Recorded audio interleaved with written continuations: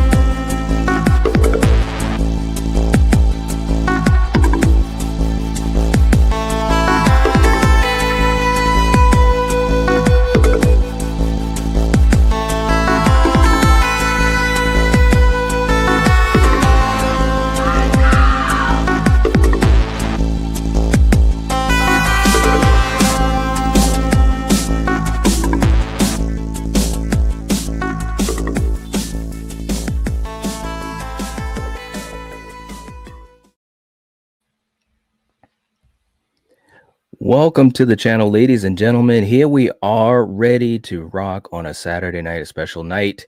And you know, what better topic than to talk about the man, the myth, the legend, the shape, Michael Audrey Myers himself. And we're going to have a really fun time tonight, guys. Just a really cool topic, something that we've never done here at the Night Watch Zone. And the good news is not only are we going to do that, and I will not be alone, but I will have a special guest with me. And we're going to be talking about an amazing film that is out right now that you guys are going to need to check ASAP. So let me bring on my guest right now. And you guys know him, you guys love him. A fixture in the community and an awesome, awesome dude. Here is Mr. Brett James Bishop. Hey, hi. What's up, man? How's everyone? Doing good, man. Thank you so much for coming here tonight to hang out with us. I'm very excited. Like I was telling you, man, as soon as you said you were doing this way back when, I was like pumped. We were infants, yeah. I mean, seriously, I was just like, oh my God, I could talk about Michael all day, all night. So yeah, we're going to get ready to get into some fun stuff.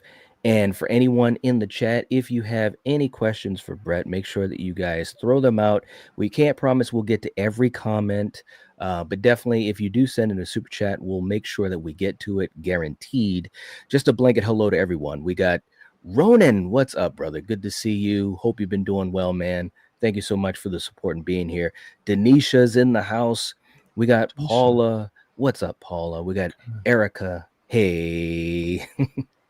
Scott, brother, what's good, man? Hope you're doing well. Thank you for being here tonight. Much appreciated. Mary's in the house. Hey, everyone. Love the intro night. It's the bomb. All right. I like that. Thank you. I appreciate it. All right. Doom Turkey, what's up, man? Good to see you. Hope you've been doing well. Welcome to tonight to a really fun discussion. Gene is in the house. Gene always there. Hope you're doing well, Gene. Jerry, good to see you as well. Who else do we have in here? And if I miss anyone, please, I'm in there. please speak. Oh, you're in there too. Brad. I like to engage the audience. There you go. Gory Tiger, thank you for You'll being see. here. Kelly, what's up? Oh, there's Brett. All right. Hey, yo, everyone. You made it, man. That's only one of two. Random vids in the house. What is up? Very cool to have you here. All right. John. Hey, John. And we got 7 Up. What's up, man? Good to see you. Hope you've been doing well. So, guys, tonight we're going to do multiple things. We're going to do some fun discussion on Michael Myers and which one of them we could survive best. And we're going to be talking about Brett's new film that I just watched when it was premiered the other day, The Shape of Halloween. And I'm so excited to talk about it, man. Finally. I'm excited. I know. Yeah. It's been Right? it's been I know. I was thinking, like, are we gonna do spoilers during this streaming or not? And if so, maybe light. That's okay. Yeah, But, I think light. it's out there. It's your discretion. It Yeah. is out there. Yeah, And the views so- are crazy right now. So Yeah, man, absolutely. And Erica, if you're able to put the link in the chat, we would love to have cool. that for The Shape of Halloween, making sure that we go and support Brett's film, which, like you said, man, it's killing it out there. I'm so happy for you, seriously. But we're also going to do something that I think will be very fun. We're going to be talking about being able to survive Michael Myers. And I have this set up as a good old tier list. And the way that we're going to do this, we're basically going to go film by film, and we're going to score that Michael Myers. And the idea is to see who's the toughest to survive. That's basically all that it is. So let me pull up our tier list, and hopefully you can see it. oh, look, there's something. It's it's going to be one of those type of situations. And let me make sure I've got everything set up on StreamYard as well. StreamYard has been acting so weird sometimes, man. I'm telling you, it's crazy. We're going to go through each film and basically see what we think as far as can we survive Michael. For you guys in the chat, definitely let us know what you think as well. Being that you have directed a Halloween film, let me ask you this right off the top, Brett. Yeah. What's your connection to Michael as a character or the franchise as a whole? My connection to Michael would probably be just I guess I've always seen the Halloween movies in general, just kind of growing up a little bit, but I was of the right age where Scream was like just hit. Like I was at that perfect, like 13 years old or something, like so that perfect age for Scream. So I was more on that. But in high school, I got really into Halloween. I got really into Michael Myers and whatnot. We used to do like little marathons and stuff as friends and whatnot. So yeah. And Nice. it's an interesting character because he could be supernatural, he could not be. It's your take on it. We kind of dip our toes in that stuff in our film, and but if you don't really want it to be supernatural, it doesn't have to be. So it's kind of fun to walk that line a little bit to where, and I'm sure we're gonna go all into Michael as far as how we prepared ours and all that jazz. So Absolutely, man. Yeah. Absolutely. And for you guys in the chat, like I said, we want you guys to let us know what you think as well. Now, I wanted to kind of grade these different versions of Michael, basically 1 to 5. 1 being they're basically super easy to survive. Plastic 5, knife. Yeah, pretty much.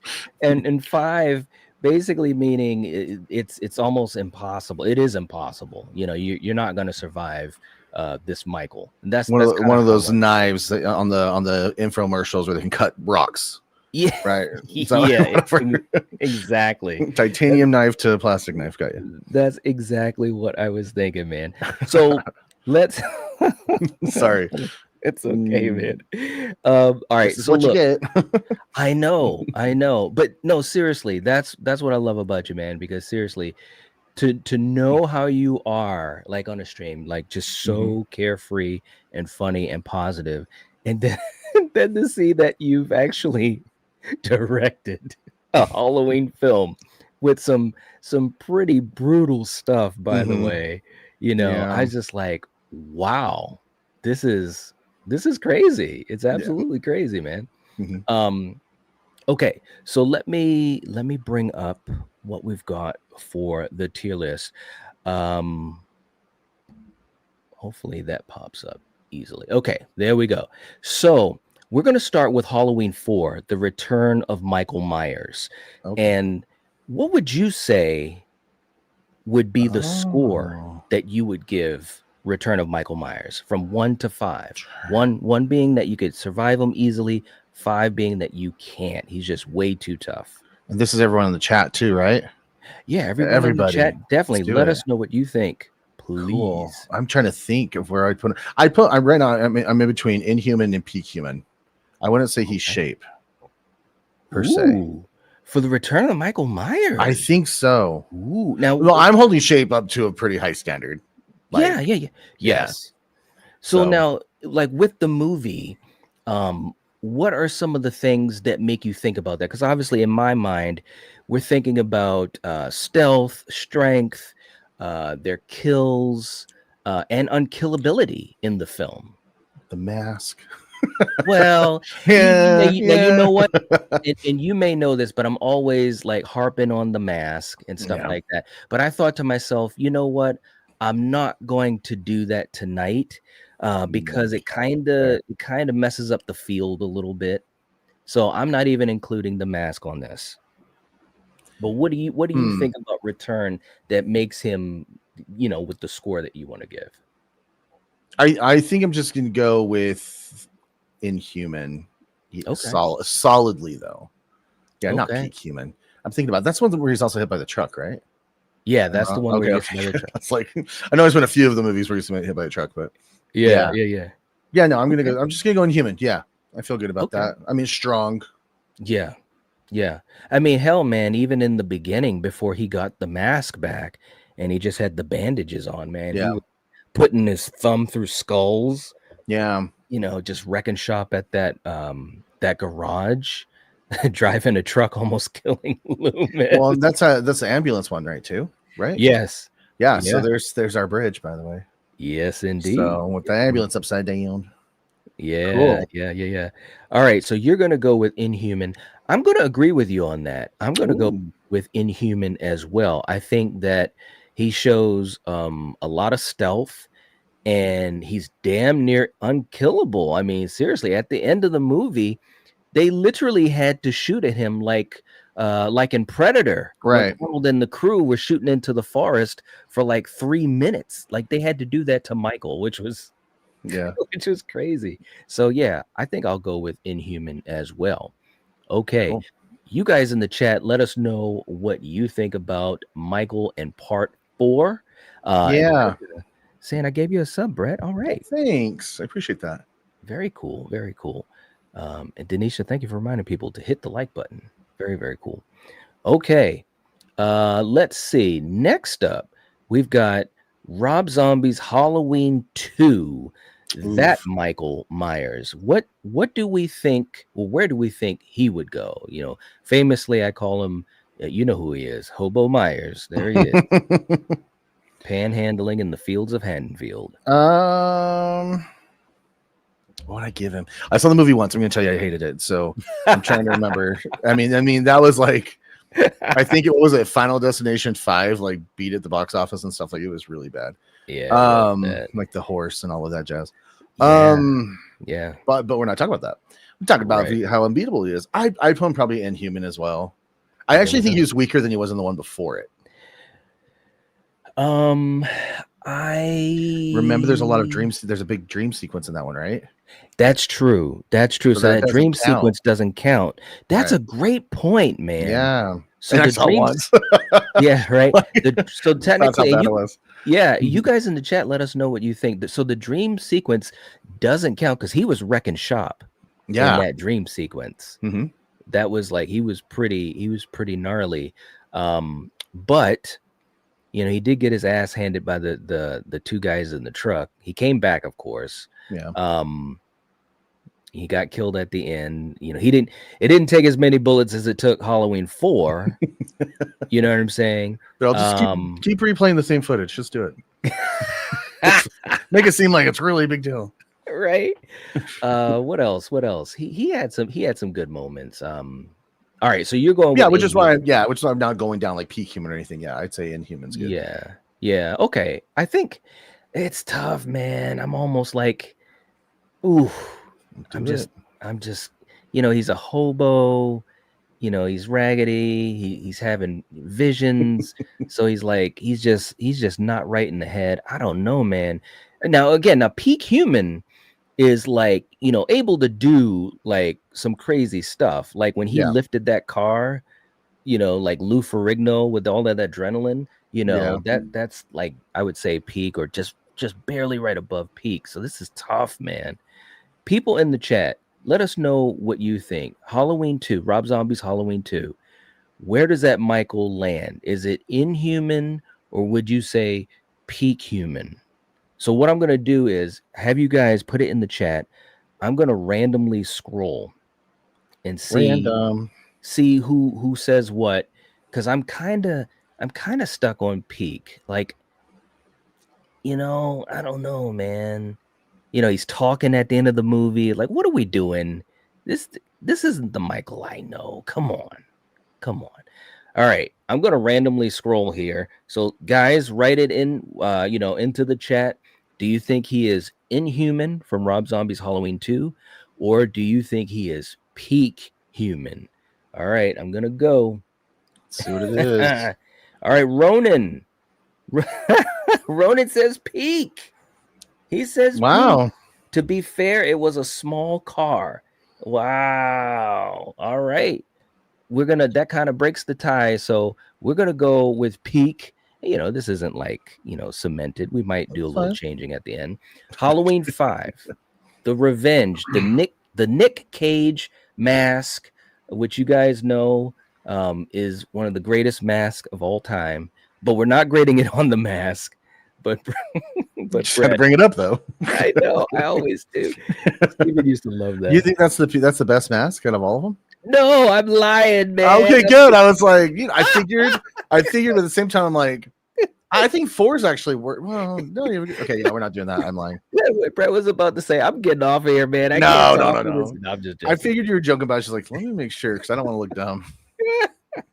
All right. I was calling you out, so yeah, I deserve that. Right. I know, man. All right, so mask aside, where do you think Halloween 5's Michael goes? I have to 4 and 5 kind of blend for me a little bit because I think I used to watch them AMC back to back. That's right. So it's like it feels like one big movie to me. Yeah. Well, in 5, you know, he starts off basically being tended by the old man for a year. Right. You know, so that to me, that's a little bit of a, you know, what else does he do? He does a couple good kills. I just remember the one I made fun of. It's on my TikTok where the lady she takes the phone call, right? Mm-hmm. And then he's in the house and she runs in her backyard and she's going through the laundry on the lines. And then she sees the fence is there like it's a brand new thing. Yes. Like she didn't know a fence was there. It's so stupid. On my TikTok, I did Ghostface as if Ghostface is calling her. And then it sets up then Michael comes in to kill her. It's pretty funny anyway. So because I was like, that is the dumbest thing. I'm gonna say peak human solidly. All right, peak human. You guys in the chat. He did come back from, you know, he did shot 700 times. Literally 700 times. You are so correct. Kenny's saying he's one of the weakest Myers of all time. Doom is saying he's mid. Kenny saying H5 Myers is human to me. Okay. Wow. Right. Saw's in the chat saying, hello, I'm here for Scream Theory, but stay for Halloween. Hey, well, there you go. Thank you so much. We appreciate that. Yeah. Paul is going with peak. Okay. All right. Very, very cool. You know, I have to kind of agree. I think so. You're gonna go with mid-human or peak human? I'm gonna do peak human just because I shot him 700 times. Yeah. I think I can agree with that. I think I can agree with that. I would go with peak human as well, because he did have some good kills. Yeah. Um, and you can look at him coming back from the 700 shots kind of both ways. You know, he Yeah. had to take some time to heal up, but the fact that he did, and he was like stronger than ever, and all the old man did was let him like rest and gave him like a warm towel or something like that. You Yeah. know, so all right, Bandaged him up. I agree with that. All right, next up, just when you thought we were out of the woods, we're going to Rob Zombie's Halloween from 2007. What are we thinking about that version of Michael? What do you think? Well, I'll tell you this. I think that, you know, and when I'm talking about Michael, I'm not talking about the kid version of Michael, just so that everyone understands. I'm talking about adult Michael, you know, right before he broke out of Smith's Grove and forward, okay? He broke out of there pretty easily, just wrecking shop. You know, he gets his mask back, he's going to work. But I feel like at the end, although I know it was emotion, you know, with Lori, kind of the reconnection with Lori, that kind of puts him down a little bit for me. So I almost kind of agree with you in a way. I would almost think he's a little weaker than he was in Halloween 2, which is weird for me in a way, because I always talk about Halloween 2 as like Hobo Myers, but he had some moments where I thought he was kind of weaker than Halloween 2. So I would have to say he would be peak and definitely behind Halloween 2. What do you think? I'm going to shock you. I'm going to say Shape. For real. Really? For real. And the reason why is just because Ooh. he was unstoppable for the majority of that movie. And there wasn't a lot of hesitation. Ooh. And Ooh. so I know it's kind of weird, but okay. And I didn't like that movie either, but I would tell you, you know, but we're talking about if we would survive, right? Right. Like you have right. that train coming at you. I don't think you'd survive that. I mean, well, unless you're a sister, make him cry, but you know. Well, you know, the one thing that you did say that does make me think a little bit too, because he ran as well. Like when he ran at Lori at the end, and it was like the first time I'd ever seen it. Like he was, put it this way, he showed so much humanity, but yet, you know, physically he was. I mean, obviously Tyler Mane is a brute. Yeah. Like he should be able to kill everyone, right? Yeah. Okay, so guys in the chat, what are we thinking for Rob Zombie's Halloween from 2007? Where do you guys put him? Kenny's saying Inhuman. Paula is saying mid. I think Scott's saying Inhuman. Hey, Mikey, great to see you. Hope you're doing well. He snapped the rings off of shackles, ragdolled big badass men like Joe Grizzly, etc. That's a good point too. Joe Grizzly was a big boy. Whew. I'm telling you. Man. Good evening. Hey, May. What's going on? Doom is saying he's Shape. All right. Well, look, you guys are talking to me into it. Maybe we can go to Shape. The only thing that was holding me back was at the end. And, you know, and like I said, a lot of that was emotion. But emotion toward who? It's towards Lori, right? Yeah. Am I playing the game right? Isn't it if we would survive, right? Or is it just in general? Like, yeah, if we would survive. Okay. So like in my mind, that means that he can be manipulated, you know, kind of like Jason in Friday the 13th Part 2, when Amy Steele put on the sweater and was like playing the mind games. I gotcha. I don't want to get too deep into the weeds with all that though. But you know what? I'll tell you what. Well. Let's go with Shape, because we got that as a consensus too in the chat. So you guys in the chat keep letting us know what's going on. Ronan, Lori supposedly shot him in the face. Yeah, at the end or missed or whatever, you know. Logan saying Shape easily. Okay. All right. Well, that's where he is. All right. Next up, Halloween Kills. Listen, man, I'm going to tell you right now, that's got to be Shape. There is no way on God's green earth he was chilling out in the gun locker in the beginning of the film. Like, he didn't even take off his mask. The house was on fire. The house was probably on fire for at least 10 minutes, right? We could estimate something like that before the fire department even got there. He's just in the gun locker, like nothing was going on. He didn't take off his mask, you know, as far as with, you know, whatever. He could have been eating lunch in there until someone came and toasted cheese, right? He killed 80,000 people in Haddonfield. He There was were those stabbed. 700 shots when we needed them. Yeah, right. He was stabbed. He was shot. He was hit with bats. He got stabbed in the back of the back of the back. Right at the base of the neck. He's got to be shaped, Brad. What are you thinking? I'm thinking, although I didn't really like the movie, I know I get a lot of crap for that. No, he's totally shape. I'm just messing with you. No, absolutely. I think when we were starting the game, I was going through in my head. I was like, only Halloween Kills for sure will be shape, like 100%. And then that's when I started thinking, if you got that first Rob Zombie Michael versus Halloween Kills Michael, like that would be a showdown. Like that would be a lot of fun to watch. But as far as surviving, absolutely, he's absolutely the shape. And the other thing was, that movie had a lot of really cool and creative death kill scenes. Yes, kind of weird, but yeah, like, and I loved actually how it tied into. There's a lot of it I do like. I think it's growing on me. The thing is, it's like when he came out and was starting to kill the firefighters, I was actually feeling like, man, that is so disrespectful. That is like, I don't even want to watch this anymore. Like, that is so horrible, whatever. And then I'm like, oh wait, I just fell for it. Okay, I'm supposed to be feeling these things. Okay, right. This isn't your Saturday night special broadcast television premiere of Halloween '78. This is like brutal Michael unhinged. Almost. Yeah. So yeah, right. There's my rant. Hey man, I love it. I absolutely love it. Kenny saying Kills was leaps and bounds better than ends. There you go. Teal Kid, what's going on? Yeah, I agree. I'll share my thoughts on ends when we get to it. Ooh, okay, I can't wait. Teal Kid saying he can't regenerate like 78 or H4 through 6, Mike. That's true. Although I will say this, the other reason why I immediately go with shape is because he's older and doing all that. Like he's older and still ragdolling people 30, 40 years younger than him.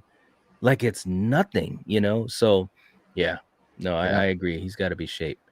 Okay, guys, let's see what we've got next on the list. We have got H2O. H2O. What? Oh no, you're laughing, man. Nothing. Don't worry about it. What don't worry about it. What are you thinking about? We're just gonna go straight into it. Okay, we don't no introduction. I don't think we need one. Which Michael are we talking about? Which mask? There's 4 Michaels in that movie, and a potential 5th one. That friend was supposed to be a copycat, and they changed it. But yeah. No, man, this is like, I don't know what is mid-human. Is that just normal average? Well, mid-human to me is just just above human and obviously underneath peak. Put it this way, I feel confident I could beat someone that's mid-human. I think you could. I think you could have survived H2O. Yeah, I do. I really do too, man. Because look, Josh Hartnett was kind of hanging in there with him a little bit. Yeah, and he's smaller, and he's but I mean, the only thing I can think of is when he lowers himself down from the pipe or whatever with one arm. That's where I'm like, I would just say human, but that one shot is like, we'll go mid-human, but that's really where it's at. It's bottom area. All right, man. Thank you for putting the link in for the shape of Halloween, thank you. guys. Thank you so much. Yes. And May, if you could throw that out a couple more times as the stream goes on. I agree. So let's go to mid-human for H2O. And I think that's pretty fair. You guys in the chat continue to let us know what you think. We can definitely see your comments. Next up is 2018. This is interesting to me. We're talking about 2018. Obviously, he broke out of captivity and just he was basically like, I'm back. He just went on a rampage. Let's just smash everyone's heads. Yeah. That's all he did in that movie. Yeah, that's true. That is so true. He did a lot of head smashing. Yeah. I think the lady in the window, and he just comes right behind, just in the back, and just shakes through her neck, and it was so cold. I'm in between shape and inhuman. I might even go towards shape because he got his fingers blown off and just kept going. Yeah, he barely even reacted. I'm gonna say shape. Yeah, I'm gonna say shape. Okay, I'm Paul is like shape. And he's going in human. That part, and I've talked about it before, when he got shot, his fingers, and I watched that scene a lot, his fingers barely twitched, and he barely, like, how sometimes you would obviously hear that breathing. I know Nick Castle did some of the breathing. Like it barely kind of went up a little bit more in the breathing. And I'm just like, this is crazy, dude. You just lost 3 fingers. You're just acting like it's a Tuesday night. Yep. You know? And he kept fighting. Yeah. He didn't even like after he gets blown up. His hand gets blown up and he lifts up the bar to come into the compound, and he has that scene where he's standing, you know, and the ladies are downstairs in the panic room. He just stands there with blood dripping from his wound. He was dripping all over that place. Yes. Guys, what do you guys think? And he got hit by the SUV. He's got to be shaped. You're right. Yeah. He got hit by the SUV, and Frank floored it, you know. Frank floored that SUV. He's got to go to shape. Yeah. Okay. Halloween 2. Dick Warlock, the fastest slow walker of all time. He defeats gravity walking down the stairs. Where does this Michael land? I haven't seen Halloween 2 in a long time, but from what I remember, I probably would just say peak human. Where are you at? Well, I think because his hand was fine once he put the people in the boiling water. Oh my God. Yeah. When he was, you know, in the hot tub. Did get stabbed, right? And the eyes are, you know, shot.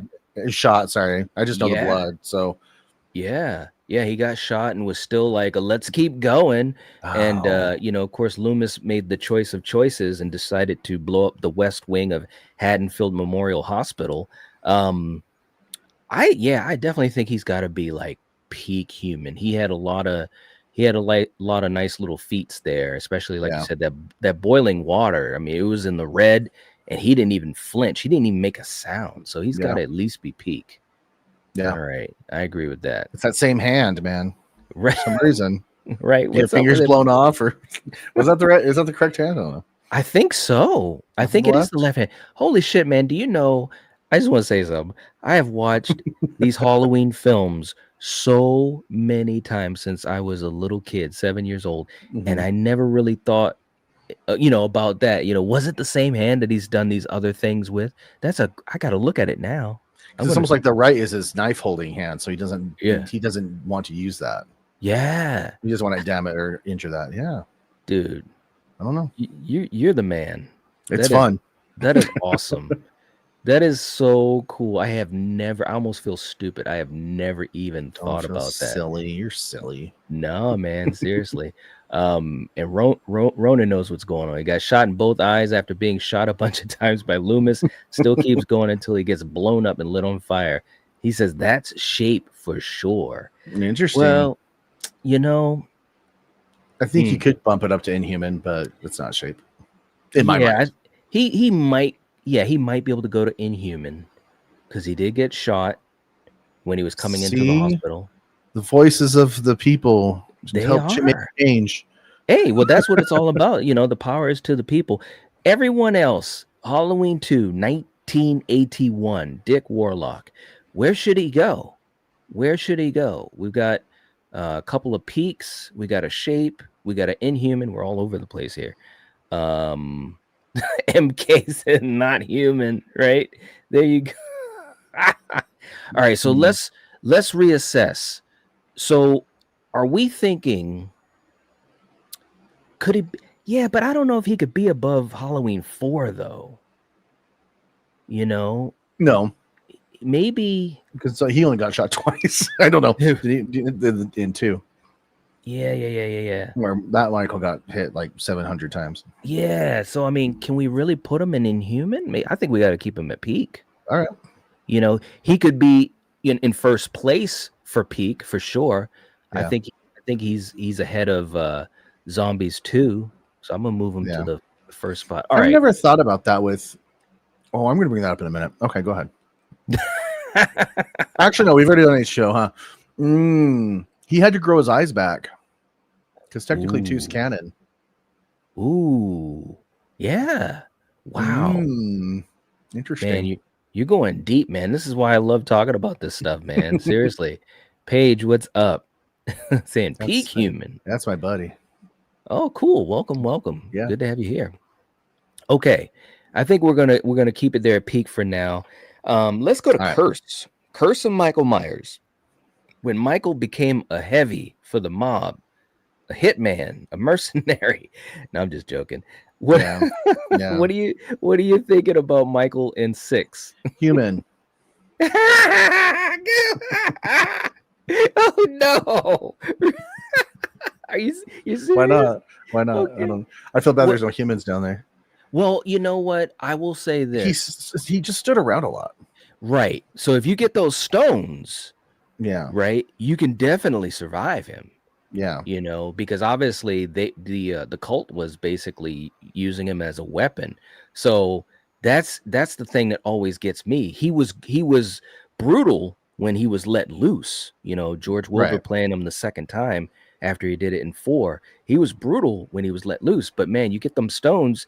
That one part where he was just standing there, like, what are we doing to Michael? Yeah. What's going on? I can kind of agree. I think Yeah. I think we could You go want with to go human. mid-human for that one sequence, you can, but The sequence where he killed everyone in that room. yeah. Yeah, that's true. Yeah. That is true. I mean, Chuck's in the compare him house. to the other ones we've talked about. Sorry, I talked over. That's all right. I mean, compare him to the other guys. The other, you know, what I'm saying, even like 4. Compare him to 4. Like he's not up there. No, he's not up. He's not up there with 4. And like I said, man, the stones. That's the thing. I think he's survivable. You know, Yeah. if you get the stones, um, I think yeah. I mean, Yeah. I think that's obviously his weakness. I'm comfortable with going with human. Or Cool. if you think that room scene can put him up to mid, I guess we could go mid. You know, he definitely showed a lot of brutality. Let's go mid. Okay, let's go Now mid. that I talk, let's go mid. You talked Okay. me into it. Yeah. Well, you kind of talked me into it as well. Okay. No. Now we're at ends. The greatest showcase of filmmaking of all time here. What do we Ends. what do we think? Ends.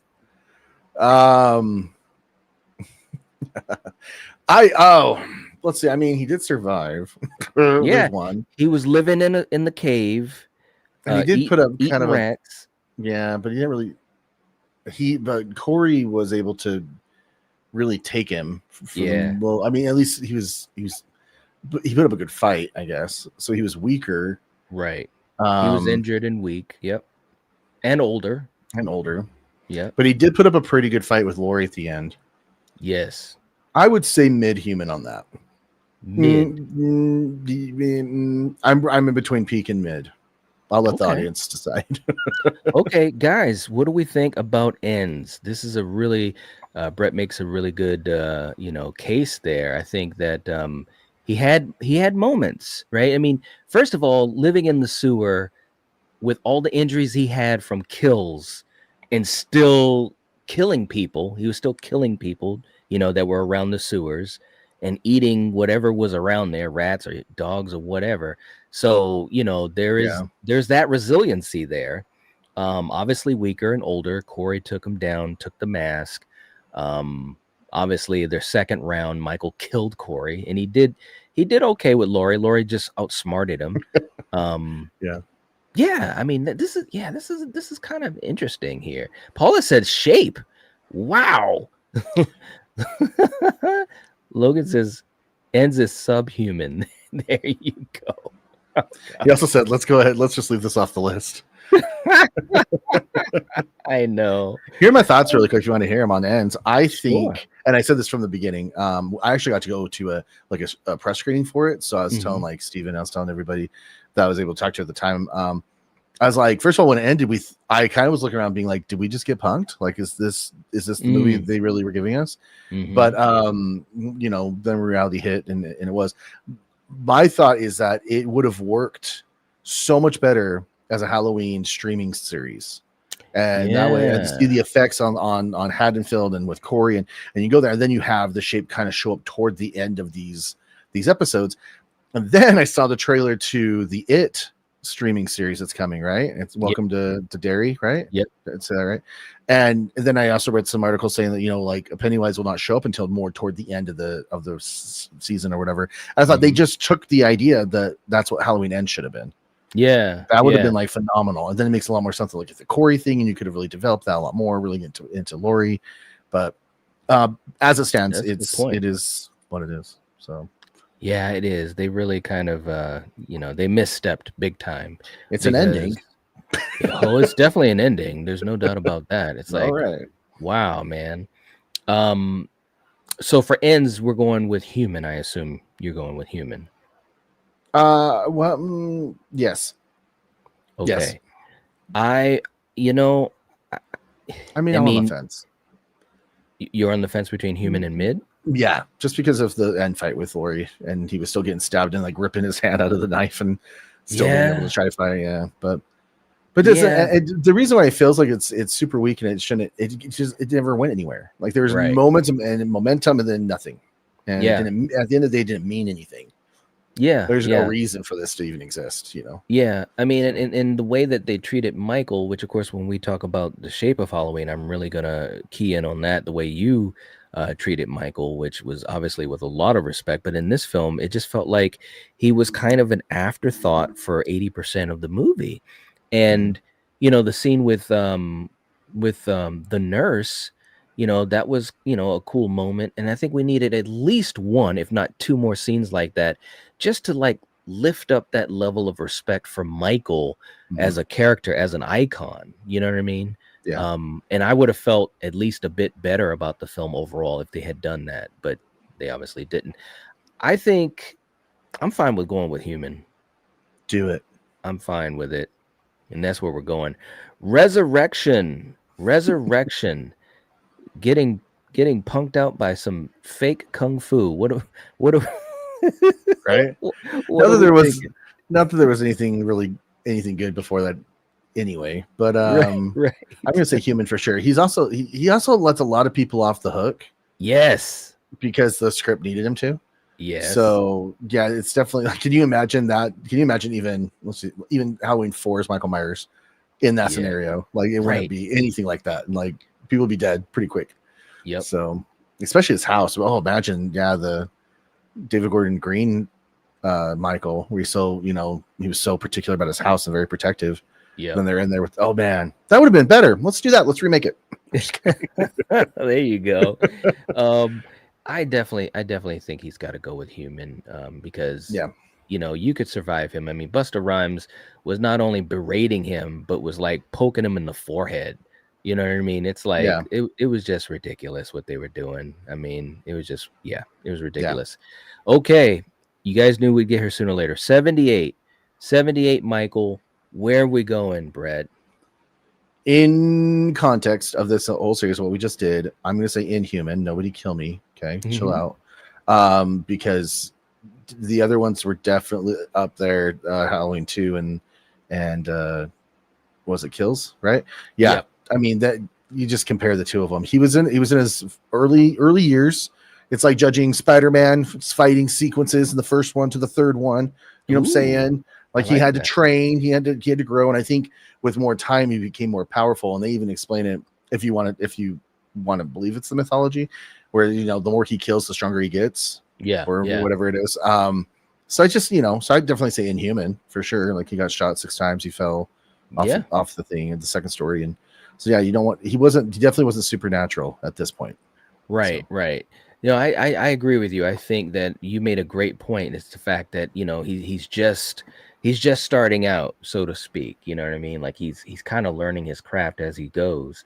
And Nick obviously did a hell of a job with him, but I would also agree with Inhuman. I think that's exactly where he should go, no doubt at all. All right.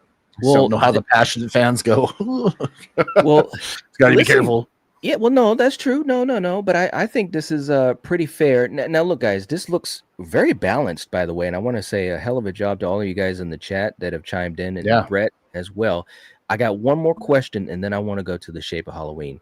When we look at the shape level, we've got Rob Zombie's Halloween, Halloween Kills, and 2018.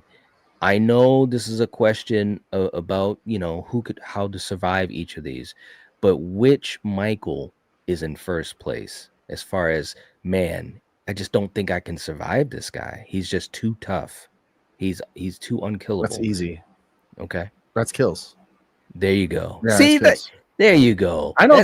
Just because I don't like it, it's fine. I love it, man. I have that's the thing. It's all subjective. Like it's all Yeah. art, you know. But Yeah. my thing is that I like my Halloween movies. I guess like the way I enjoy Halloween movies when they have a little bit of humor and a little bit of lightness to them. They don't have to Yep. be so horrible. I know such a Right. nightmare you can't escape because then it's just not fun. You know, Yep. you have to have the pendulum go both ways and that balance. You know, Mhm. and as far as what I like, so that's why I like Scream so much in that series. They did a pretty good job. Last one was a little too dark, I think, with the balance of those two things. Mhm. But which was so excited for 7. I can't even handle how Right. excited I am for 7 because Oh I my think we're gonna get gosh. everything back. And I heard some work totally getting off of Halloween, sorry, but I also heard some of like Marco Beltrami, is that his last name? Yep. The guy who does the score. Yep. Did you see that Instagram where he actually like played some of the music from the score? Yes. Yes. Holy moly! I was like, all Yes. right, we're back, baby. But We anyway, are. so that being said, yeah, Kills is just too much, and then also it's stupid. It's a stupid movie. When they think that Danny DeVito is Michael running around a hospital, is I just stupid. know. Sorry, it's I dumb. know. It's But yeah. you know, people like just the mayhem, and that's fine. Yay! Yeah. But there's not really a Yeah. story to it. Yep, Anyway, I agree with that, man. All right, well, that was a lot of fun, and guys, you definitely can let us know what you guys think. This was all in fun, of course, but yeah, I like the way that it was pretty balanced, and I had no idea how this would end up, and Brett obviously didn't either. I just threw yeah, this at him as the idea for tonight. But let's talk about The Shape of Halloween. There's the let's link do. from May. Let me ask Yeah. you this, man. Mhm. Give me a sense of, like, for you to describe it to folks that haven't seen it. um, how would you describe it to folks? Like your vision of this film? I would probably first start with that it's a fan reimagining of a horror icon. This is the Mhm. first thing. Just saying, you know, we're not we're not adding. We're not after another movie you have to see. We're not in between films of what's been established. We are a reimagining of the mythology. So not just even the first movie, but the mythology of Halloween, and Mhm. also that it's, you know, there was this deranged 6-year-old that killed his older sister and had an infant baby sister and lit their house on fire and just went crazy one night and has been held in captivity, or not captivity, but been incarcerated until present day when that baby is now 17 years old and he gets out of jail. And there's a lot of reasons why I did a lot of the changes. I'm sure we'll go over later or at some point. Mhm. But you know, he gets out and he's just coming back for her. And like, what does that mean? And what does that mean for her and her Yeah. life and everything else? So yeah, it's just one of those kind of a fate type movie. Yeah. Yeah. I mean, man, and of course we haven't had a chance to talk about it yet. I was just really excited to be able to do that. We watched it, me and Coriander, and we're huge fans of Halloween, obviously, and we're very Right. excited for you to do your vision of it. And man, it was so well done.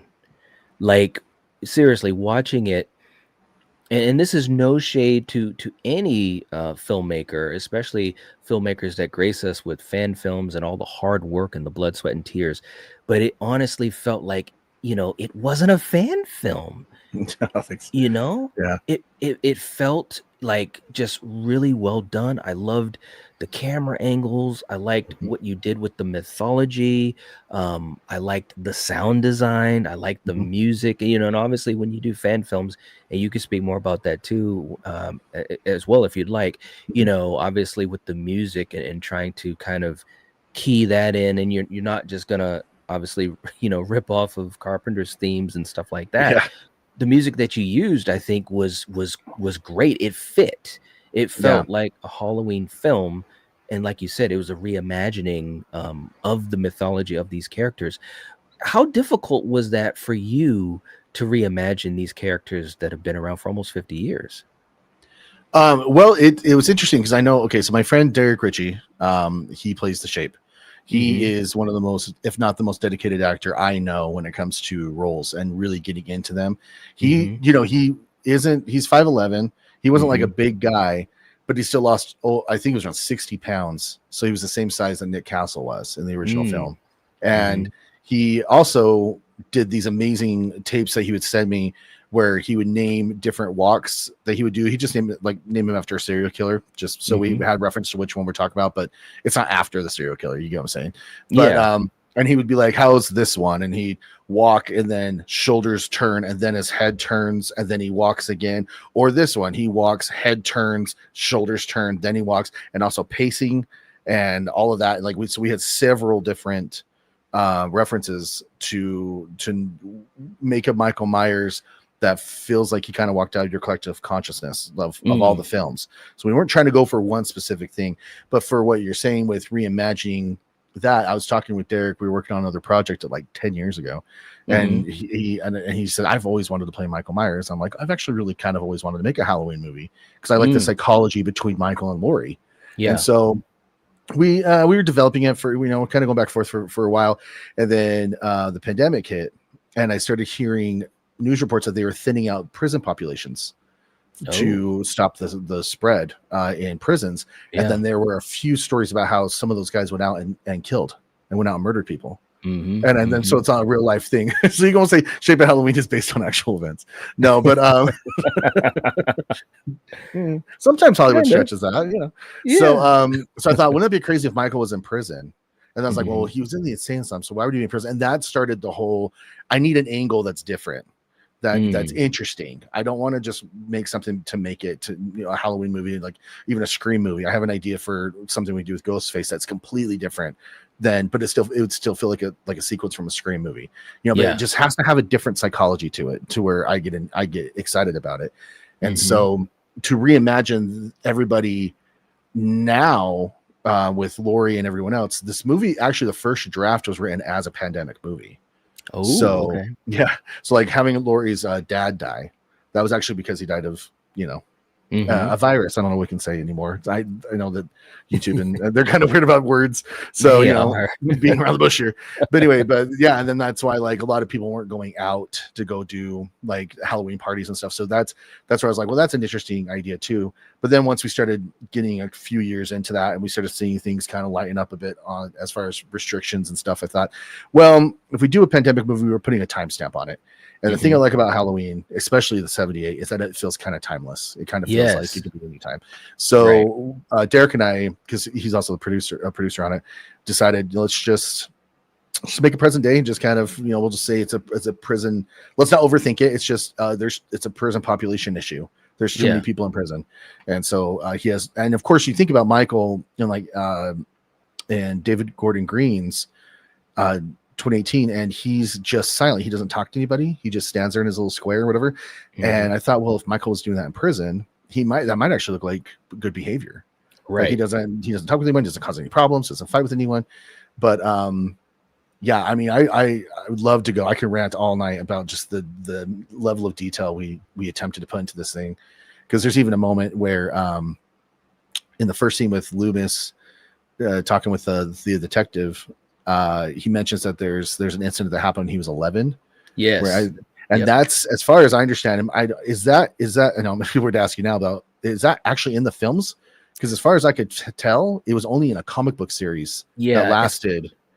As far as I know, it's not in the films. Because when we heard that part, it's so funny you're talking about this, man. I'm trying not to geek out too much about the movie because I want you to talk about it. But I will say this: when that part came up, I was like, dang, at 11. And Coriander's like, wow, that he obviously had taken out people. And I was like, well, that's different. And she's like, yeah. That's in a comic book. I like that. Yeah. That's in the comic book series, like an origin series that was on the 80s, I think. So like and you can't find it. Like I had to dig really deep to even find just like screenshots of certain pages. So like, and Loomis has a wife or a fiance in that as well. And they're in the graveyard scene that we have with Laurie. He actually references his wife and how she left him because Michael he became so obsessed with Michael. We had to cut that part out, because you have to keep things moving along. But so little details like that we tried as far as reinventing kind of the characters and the story. But the one thing I knew, and Derek was completely on board, on the same page from the beginning, is we can't reinvent Michael Myers. You got to keep him pretty close. You can tinker with a couple little things, but for the most part, I mean, the way he walks and breathes and moves is pretty Michael Myers. There's no real big reinvention there. But as far as Loomis goes and the way he handled it, DeMar Jones playing that role, I think brilliantly. It won him an award. So like he's just commands the screen. And again, with Armichael, that's really hard. And maybe this makes sense with the ranking we just did, is that Derek can't show emotion. He can't show his face. So he has to play a character through full body language and full, sometimes even the breathing, the way he does the breathing. We had a session where we were just recording breathing. So I had some for post and where I can put it where I needed it. And I could tell what emotion he was in just by the way he was breathing it. It was like this. Derek is an amazing actor, absolutely phenomenal actor. And so it's like, I really wish he would have gotten kind of like recognized in an acting category for that, because I mean, he had the hardest job in the entire thing. So, Right. oops, sorry. So, but then Lori, I mean, you just update it, Andy being more of like a transgender character, kind of, instead of the tomboy. I think that's just the equivalent. Not that, I'm saying, as far as when you write a character that's kind of like different and you want them to be kind of have their own little quirk or their own little identity situation, different than everyone else. Everyone, you say, oh, it's a tomboy, and now I just feel like it was more appropriate for this character to dive into that difference and kind of do a representation a little bit, but not, just have it there and have it normal part of these kids' lives.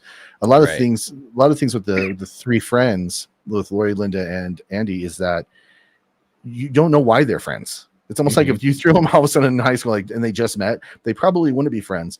And that's the point, though, because obviously they have this long history together. And so they've grown into who they are now. And they've kind of split off into their own little personalities and identity, but it is something where hopefully that's kind of rooted in there, that you kind of get that idea that they've been friends for a really long time. And so that's, and so just trying to think, like Pamela, I think is the name in the Rob Zombie movie for Laurie's mom, I think. But I got it. It's some reference. It's somewhere. Oh my God. It's, is it Pamela? Pamela Myers. It might be. No, Pamela Strode. Pamela Strode. That's right. Yeah. It might be. I think so. So. So Tanya Price, she's awesome. She's amazing. She's fantastic, and she plays Pamela. And Derek and I made a concept trailer for Halloween just on my phone, just to give an idea, like to tell what we wanted to do, and a couple scenes that we kind of had written. We kind of just did almost like a little trailer, and we got Tanya Price involved, and she came in and she was so good in it. And I immediately was like, first of all, do you want to be in the film? And she's like, yes. Oh yeah, absolutely. And I go, second, do you want to be a producer? Because I mean, she's just, I could tell automatically she just had the knack for that. And now she has become such a successful producer, like ridiculous. A lot of her stuff is in Nollywood in Nigeria. She's done a lot of movies in there, and actually think the highest grossing Nigeria produced movie there, I guess in Nollywood, she's in the highest grossing film of that industry. Nice. So like, yeah, she's amazing. And so this is how we just started building our team. I went to a premiere for a movie with her. Her friend Carrie came over. Carrie and I were friends for a lot of years before that, but we hadn't seen each other. And I saw their chemistry. I'm like, well, I'm going to write you a character, and we'll just name her. We'll name her Jamie, and she can be the funny friend next door that has the alcohol. And that's just where that character came from, just from the chemistry between those two. And of course, like the police and everyone else, and so then Carrie knew somebody who was a really good cinematographer, Leon Clayton, who was a phenomenal cinematographer, won an award as well for this movie. And he has his crew, and overnight we became this film. So we were kind of like doing pre-production during production. And so there's lots of headaches and a lot of moments of just having to sit and just figure things out, because we didn't prep anything. And so like, actually the script's a lot more violent than what we were able to do. But I think there was a very serendipitous, I know I'm just ranting on you here, but there's a very serendipitous feeling to this movie where things just kept happening. And it's like a wink from fate saying, this is what we're doing. Yeah. And, this movie's supposed to come together. And then we found an investor, Robert Boyle, who's out in Jersey, and he has his Planet Network computer company, or it's internet. So anyone on the East Coast, go with him. He's amazing. It's great, amazing internet. And he came in and he made the movie happen, financially. So all of a sudden, all these things were just falling into place. And the last little moment of a little wink that fate gave us, just as a little, it just makes me laugh, makes me smile, just because, again, this movie's done so much for everyone who's been involved in it. And so, but the last little moment is that my friend noticed that the concept trailer I was talking about was released 4 years to the day that the movie's released. And that was not planned. Wow. That just so happened. We picked October 9th.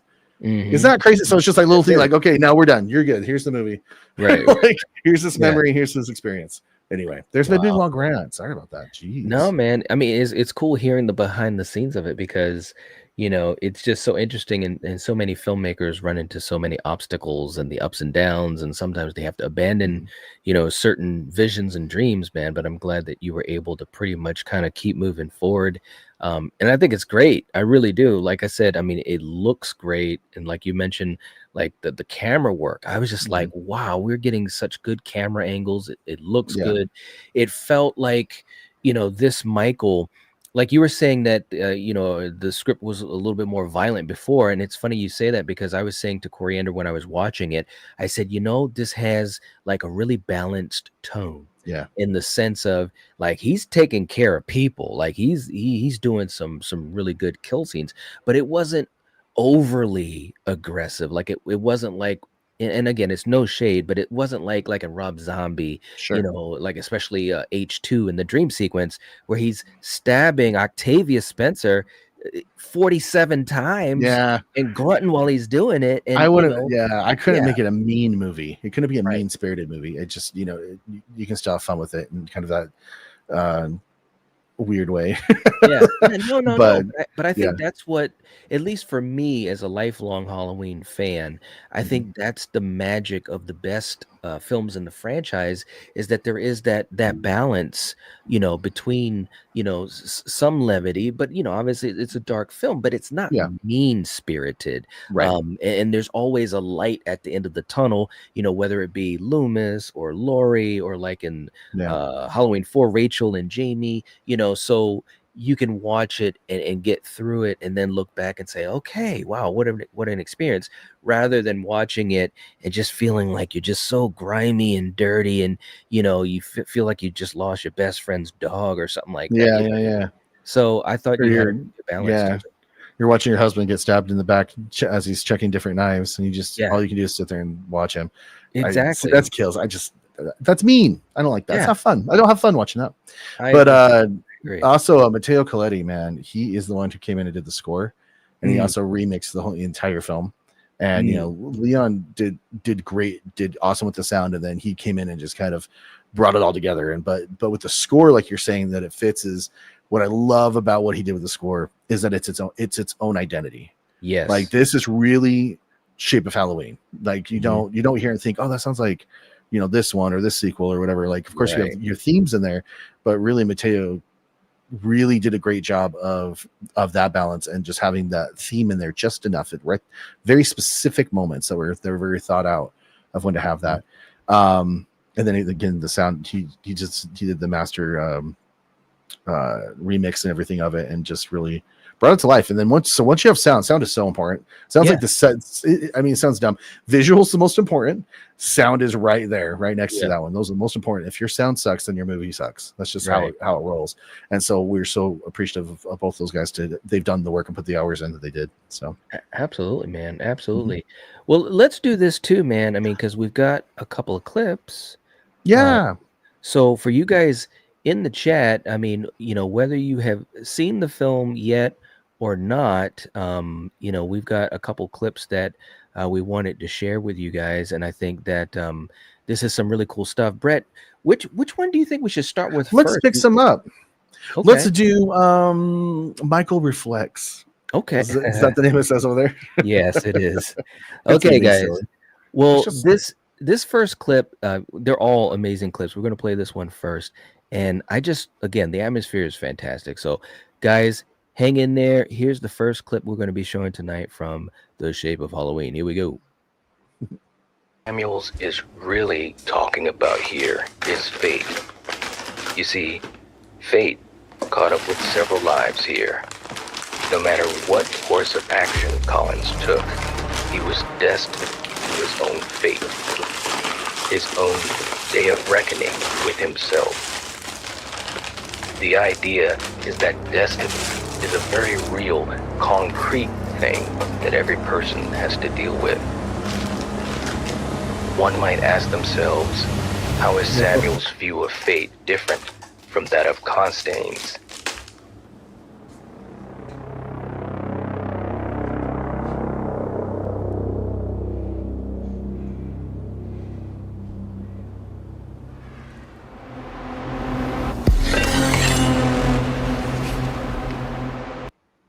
Wow. So there's a lot of cool stuff in there. The scene, yeah, him leaning down looking at the picture was in the script, and then I believe it was Leon in his brilliant mind and his eye that when he stands back up and you see the reflection of the knife against Lori. Yeah. So the knife is right on her. It's just little things like that that are awesome. And who was that sexy voice that was in that? That she's listening to something. She's listening to some podcast. Yeah, That's a sexy voice. Thanks, man. I appreciate Who was it. that? Oh, it was Night, everybody. Just so you guys know, that's his little cameo. There's Thank more to it than just that. And then Yeah, also, no. did you guys catch when you're done on the podcast or it goes to the commercial break or whatever that has that little jingle? Yeah. Did you catch it as the radio station from Halloween Kills or Ends? Halloween Ends? Oh, I didn't even catch that. We need to open it up to a game. Yeah. How many little try to find the Easter eggs. It's in the hundreds. I'm not, and Yeah. that's not hyperbole. It is. There are so many things, even dialogue. There's a moment where she says "Eyes up, Loomis," and it's the reference to "Eyes up, Ronnie" and the H2O, things like that. And then there's like even when he's in the grocery store or whatever, the gas station, and he's gonna get the mask, which is also referenced, I think, Halloween 4, right? Yes. Where he grabs the mask in the convenience store. Mhm. When he's walking by, it has a box of life that's sitting there, and that's actually referenced to H2O because they are handing a box of life to each other. It's crazy the detail that we brought in for the Easter eggs. Yeah, there was some really cool Easter eggs that we were kind of seeing here and there, and it's so funny. And I just want to say this too: my youngest was in the room when we got to this scene, and so I'm being played, and after like I don't know, it might have been about 10 seconds or so, and then she's like, she looks at me like if I was talking in the room, and she's like, "What are you guys watching?" And Coriander's like, "We're watching The Shape of Halloween, this movie." And my kid was like, "Wait a minute, is that you?" And I'm like, "Oh, that's awesome." And I guess so. I don't know. And she was like so like, shocked and confused for like a whole 3 minutes. It was crazy. But what a great memory. That's great. There you go. That's awesome. See, stuff like that I love to hear. Yeah, this is fun, like to make the movies and everything, but it's the response. Yeah, that's what absolutely. it's exciting to hear that. Cool. Absolutely. You guys in the chat, it was very cool. Like I said, if you guys haven't seen it, check it out. It was so much fun. And again, this is that time of the year. I love watching horror movies anyways, but I like to key in a little bit more. And it was so much fun to, watch a Halloween film that was fresh, the characters, the reimagination. I was like, I don't know where this is going. And of course, I know you said, we'll touch upon some light spoilers, and I do have a specific question about the end that I'll get to in a second. But real quick, you guys in the chat, we appreciate all the support. Ronan is popping off in the chat. Thank you for the super chat, man. Did Michael kill again? I love it. Thank you so much, brother. He's coming in again. Wish we could go back in time so that Steven would still be here. Please forgive me if I spelled the name wrong. He was the greatest streamer. He absolutely was, Ronan. And, like I said, much love to all of you guys. We had our celebration of live stream last night, and, I'm glad we got a chance to do it. It was super challenging, but it was also, there was healing involved as well for everyone, including myself. So I thank everyone that was a part of it, or that'll watch the replay, or that will go to Steven's channel and see all the wonderful content that he's done, and so forth. And of course, thank you to you as well, Brett. Just all the support and kind words. The community is reeling, but we're just trying to honor Steven and pay it forward like he always did. Absolutely. He was always so kind and loving and open to every single person. And, I put a post out today saying, there's so much that all of us, myself included, can take from him, can learn from him. And that's one thing for me, that I want to continue to do, is to really have, his vibe, the love that he showed, and just kind of take that and pass that on to other people. That's what he would have wanted. So Absolutely. Yeah, he was if you don't mind me jumping on that topic for a yeah. minute. Yeah. He was very, very supportive of the movie. I mean, that's putting it lightly. Like he was a huge pillar of this project. And I remember from the beginning when I told him I was making it, he was just instantly excited. I wanted to know everything that was going on. I even sent him the screenplay that he never read. And we always joked about it through the years. I'm like, oh, did you get that screenplay yet? But he was such a busy guy. And then as I, grew to know him, I realized it's because he's spending so much time with so many people, and he was so connected with so many people. And it is incredible to hear everything, people who are sharing their stories of their relationship with him. We all sound like we're all his best friend. Like we have all these just hours and weeks of days of memories of this time we spent together, even though it's through a screen or through a phone or whatever, your connection was to him. It was, I haven't talked publicly about the loss of Stephen, and it really hit me hard. I was this close to going to the funeral, and then we had flight situations. I even had it down to where Mike was going to come pick me up in my hotel to go, so I was so close to going, and I felt bad that I couldn't go, but I also knew that he would be like, what are you doing? Type of things, like, because he knew me well enough. He knew of my family well enough. He would check in, my parents are both on hospice now, but before, my dad used to have a lot of accidents and injuries and stuff. And he would always call and make sure he's okay. Hasn't even met the guy, doesn't even know him. And he, so when I had my surgeries on my feet and things like that, he always called and be like, hey brother, I just have you in my prayers. Just want to make sure you're doing okay. He had that nice soft voice, at times. I mean, he had that laugh, but he also had, so when you got to activate that laugh, you knew you did well, and it kind of brought a smile to your face. You know what I'm saying? Yeah. But, again, he was just a titan of the community, and he just changed so many people's lives, changed my life. And I mean, even a few days ago, I learned something new about Scream 7, and I went to text him. And I was just like, I'm just those moments. I know those are going to happen for a while still, but, he had a life well led and a life well lived. And he touched a lot of people. He created his whole community in the special thanks. He's in the special thanks in the movie.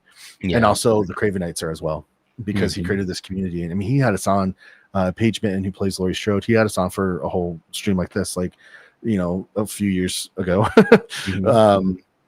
I was just always, here's the donations and here's the thing. And I would find out he played the trailers for like the Indiegogo's like campaigns. Like when I wasn't even on the chat, like on the video, he would just play it to make sure he had it. So it does make me feel good that he did see The Shape of Halloween. It was in a festival cut.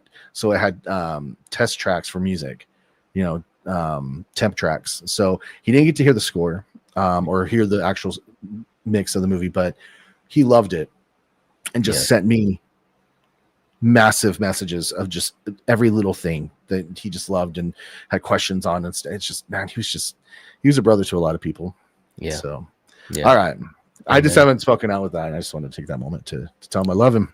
Absolutely, man. Absolutely. He was the best. And, I know what you mean, man. I keep thinking about, the memories and stuff. I keep expecting to talk to him on the phone, or to get that message or send a message, and it's challenging, but he always said, we just try to do life together. Yeah. I mean, it's tough. It's devastating. Like you won't be backstage with them again. Just those little things. You're just like, So honestly, just everybody out there, I mean, take the lesson of just like, don't delay relationships for stupid things. And not that happened, but just don't delay life. Don't delay. If you want something in life, go for it. If life isn't going the way you want it to go, change it. Do it now though, because you just never know. Don't the wait. time, because I just think about like, man, I should have utilized more of the streams I could have been on with him, but I Yeah. didn't, and I can't. And you can't do the woulda, coulda, shoulda things, and you're just drive yourself crazy. Right. But Right. it's Right. like, oh, Right. getting violent. Oh, getting violent here, but whew. No, but anyway, yeah, get out there, people. That's all I'm gonna say. All right. Yeah, and he talked about that all the time, you know, enjoy people, love people, Yeah. tell them that you love them. Don't be afraid, you know, be honest with your emotions and all of those things. So that's definitely how I'm going to try to live my life more so. I was really thankful that especially for he and I, we had that type of honesty, you know, whether it was in private or on live streams. And, you know, he was a beautiful person. He really was. Yeah. So, Well, and I um, mean, we did a video for him when he first got sick. That you did. You brought everyone together, and I had my Kermit, because it's my Kermit. I like to do Kermit the Frog sometimes. yeah, And I remember thinking, what am I gonna? I want Kermit to say something to Steven, because I think that at least he'd smile, yes. in the reason. And so, but then it came to me, and I get emotional every time I think about it, of how Steven was so much like Jim Henson, and how he Yeah. brought the weirdos and the frogs and the pigs and the bears and the chickens and all these different varieties of individuals and characters and people, and brought them underneath this tent that he built, and just created this community of all of us weirdos, all of us Cravenites, and we're all different, and yet nothing mattered. It didn't matter to him what the differences were. All that matters is that we were together.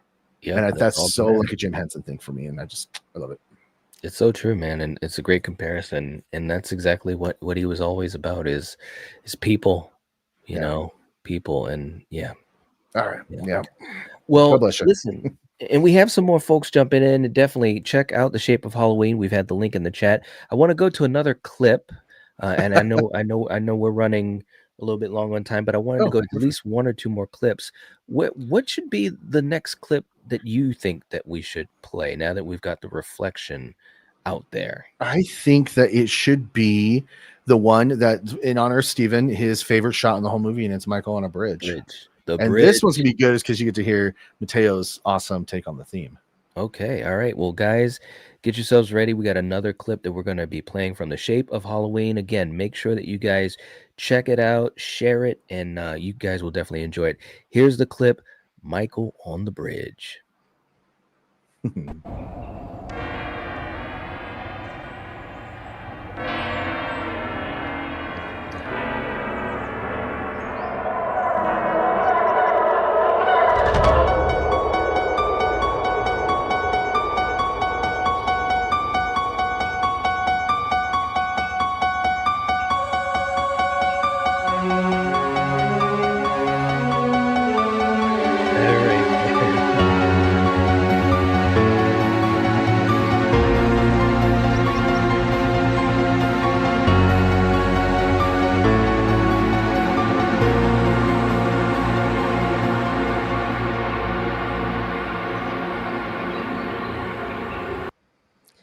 Into the shadows.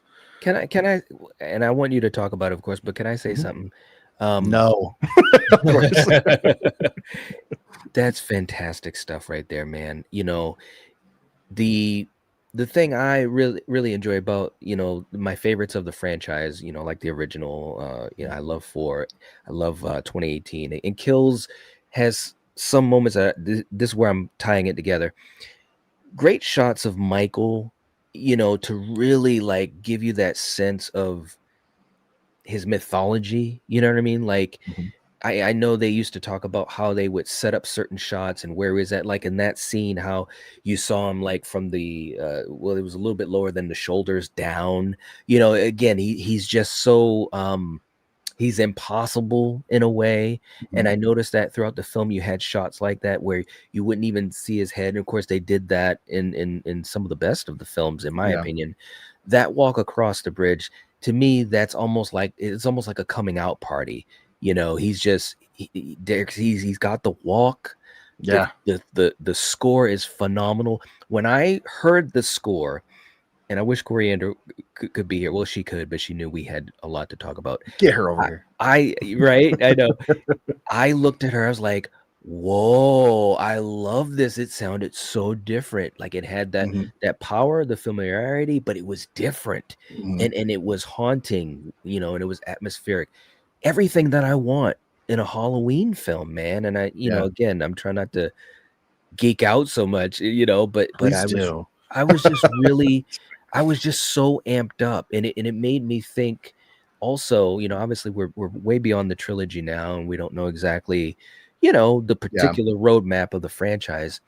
It made me realize how much I missed seeing Michael, doing things and moving, and it was just that's a great clip, man. It was a great yeah. scene. I I loved I it. I think that's what one of the main things that I think like with kills and ends that's missing is that it's just watching him. Like give a moment just to watch him. Like the Yeah. editing doesn't have to be all over the place, the Michael Bay kind of commercial cut. Yeah. It Yeah. doesn't need to be like that. And let's see him and let's take in that atmosphere. So I mean that of course that cinematography again, Leon Clayton did an amazing job. Caden was somebody who worked with him as well and helped with the camera and whatnot. And so, um, and then again, Matteo Coletti doing that score and just having that haunting that feel. And there's also a little bit of a Michael theme, his own theme. There was just a couple of notes, Mm. dun, or something like Yeah. that. Like it's true. That's not John Carpenter. It's his Yeah, own. yeah, yeah. Sounds like it, but so we kind of have our own little themes in there. The fun story that these are the things you like to hear is the day we were filming that. Um, I had Steven in my brain because he kept saying, "Hey, in your movie, will you do me a favor and not have it be like Scream 5 and actually like show have depth, shots of depth and Yeah. things like that." And Mhm. so Wide when shot. Yeah. so when Leon was developing that shot with the bridge, and then I mean that just turned out to be the money shot. That was just the coolest shot in the movie, I think. Yeah. But there's a lot. There's plenty because he did such an amazing job. When we were up there and there's actually like people in the river and stuff there. Like Mhm. we weren't isolated, so we just had to make sure we talked with people and it's Derek in the costume talking with people, taking selfies with people, and whatever, and everyone's really digging it. And so they started kind of watching us film to give us the space we needed to be able to Yeah. do that whole sequence. But we were doing the choreography of just him walking on the bridge kind of back and forth and him getting used to it. Cause it's kind of, there's some pieces of wood and stuff that weren't super strong, so he Mhm. had to make sure so he wasn't like tripping. So we just had him going Yeah. back and forth. And a guy comes up again, it's kind of busy. This guy in a truck comes up and he goes, "Hey," we go, "Hey, what's up?" And he goes, "Do you know who that is on the bridge?" And we're like, "You're an idiot." Like, all right. We're like, "No," like, of course not. And he's like, "Really?" And we're like, "Yeah." And he puts his phone back up to his face and was talking to dispatch, and he was an off-duty police officer, and there were calls about a guy with a mask and a knife walking on the bridge, and they Yeah. didn't know that we were making a movie, so Oh it my got called god. in. so Wow. once we started hearing that, we are like, "Oh, no, no, no, no, we're just doing a movie, like whatever." And then I look at Derek and he's kind of seeing this commotion, but he can't hear in that mask. And Yeah. so I'm just like, "Come here, come here, come here." So he comes over and I just put my mouth right up to the ear, part. And I'm just like, "This is an off-duty police officer, just go schmooze him. Like, make sure that we're not going to get in trouble, kicked off, this property, because we weren't really supposed to be there." Yeah. Like, that's not, Guerrilla style. yeah. But but people were, they were swimming and stuff. They're tubes and stuff. But anyway, Yeah. so Leon and I believe is both of us, like we just started walking ahead once Derek started talking to the guy. We're like, "Let's just get out of here," and started walking. And I remember I looked over my shoulder and Derek's over there taking selfies with him and just Oh, like all man. this stuff. And the dude has this big old smile on his face and he's the biggest Halloween fan. And it's like so funny how these things. I love these behind the scenes stuff. It was a Yeah. great moment. Oh man, that is awesome, man. Again, it's a fantastic shot. And, there's other great shots in the film as well. But it just felt like, that was like one of those moments where Mhm. it's like, okay, like you say, it's the money shot, it's the coming out party. Yeah, Like in 2018, I love the shot, the one shot, when he's comes down the sidewalk, everyone's trick-or-treating, yeah, and James turns to the right and he just starts walking and we're following him and yeah, he eventually goes in the house and kills the lady in the window. yeah, That's a money shot, yeah. and this was your version of that.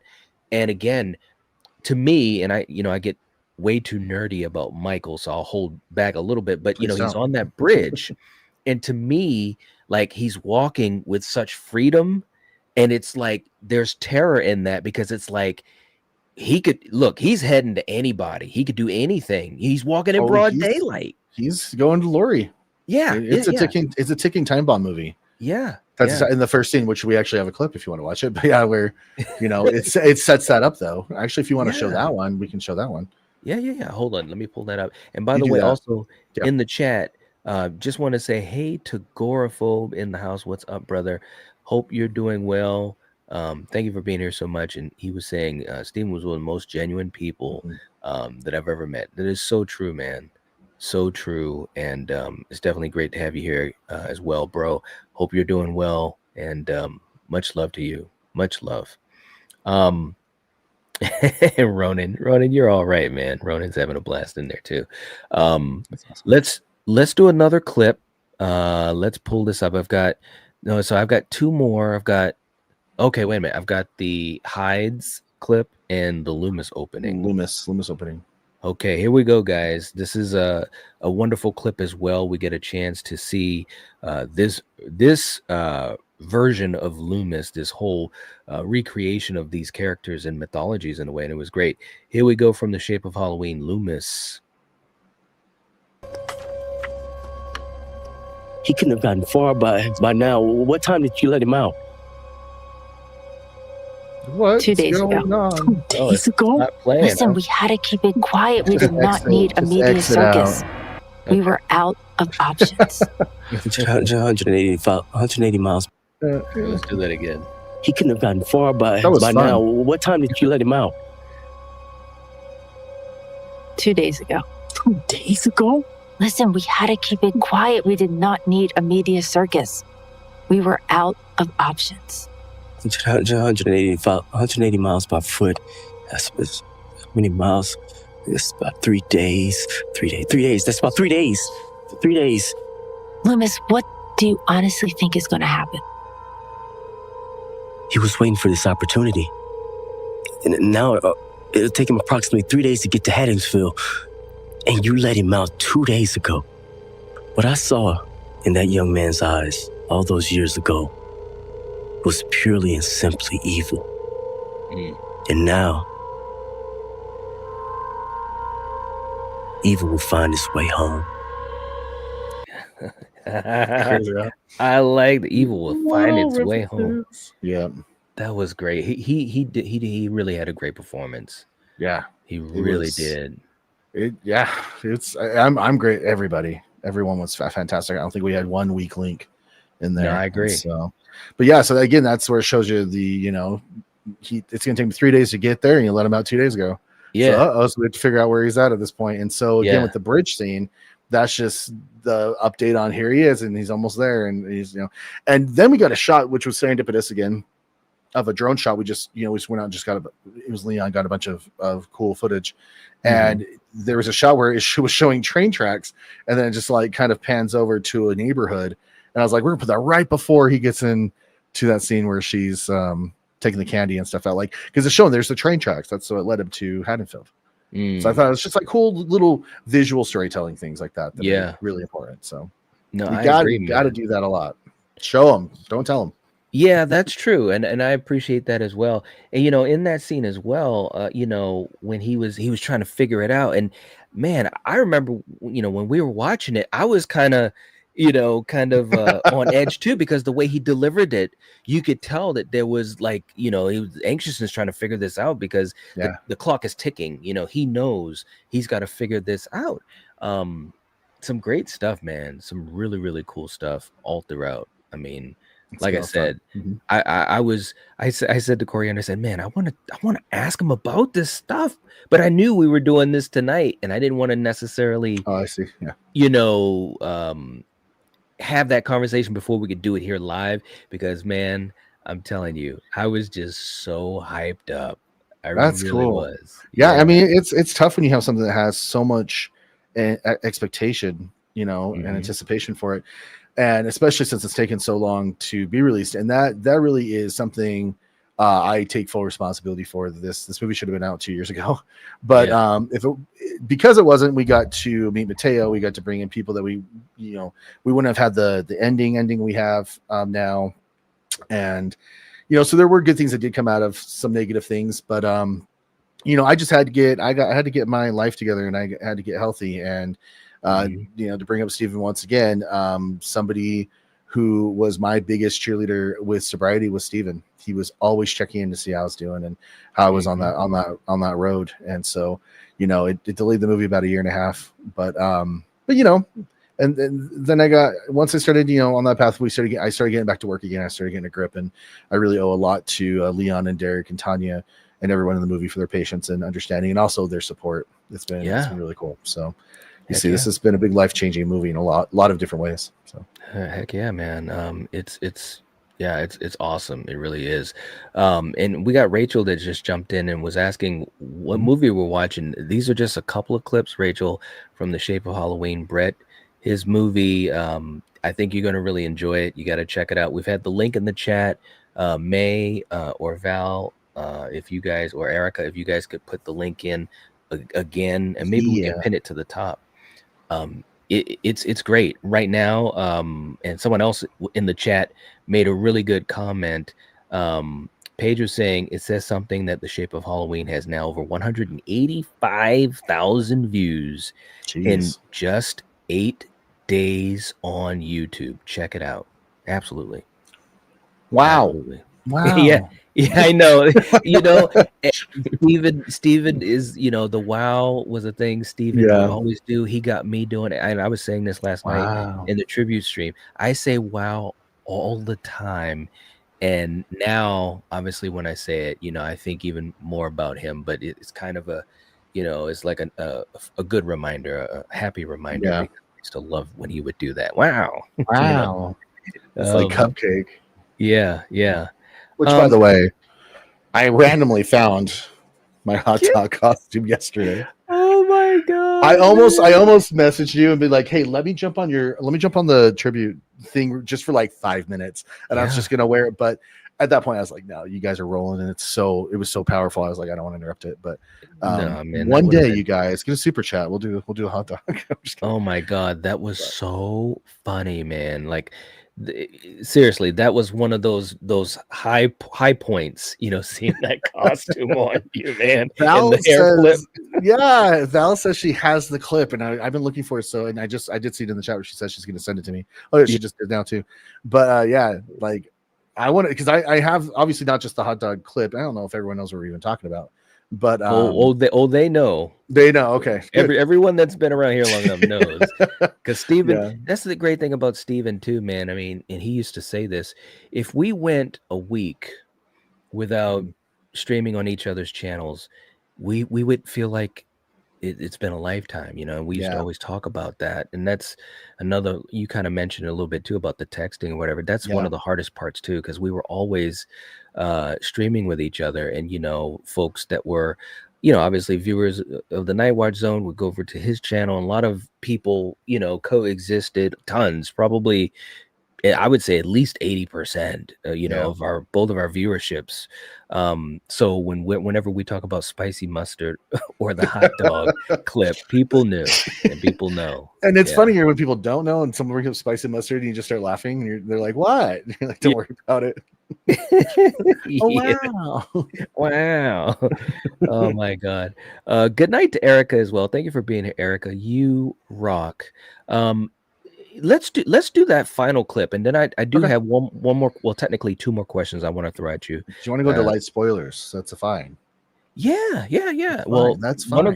One of those questions is kind of a, it definitely is kind of spoilerish. Okay. Because I'm like, okay, well, I'll ask it afterwards. But let's do our final clip that we have, and this was also a really cool one. They're all cool, but man, this one definitely has the tension going.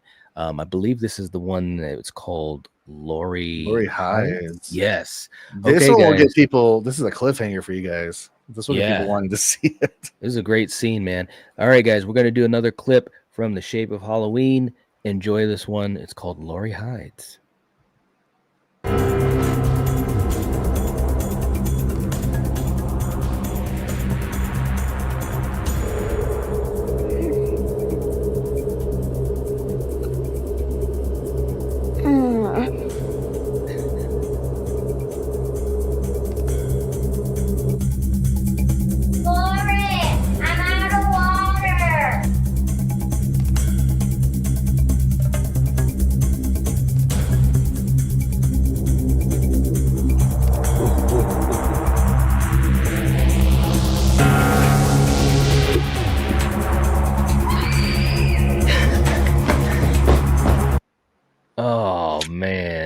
Yikes.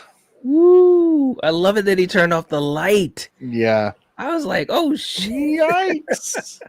Yeah, if you noticed, well, I guess earlier in that scene, they're watching TV and stuff, and then as it progresses, you notice that the TV's suddenly off, the lights are suddenly off in the front room, and then so he's slowly just turning lights off where he's going. Yeah. He's like an old dad that's worried about the electric bill. He's like, oh, you're out of the room, turn off the light. Yeah, but and I loved, like you said, so many Easter eggs. I love the fact that they were watching The Thing. I heard Kurt Russell. And I was like, that's the thing. And Quentin's like, wait, it is? It is. I said, listen, I know that movie backwards and forward. I've seen it like 500 times.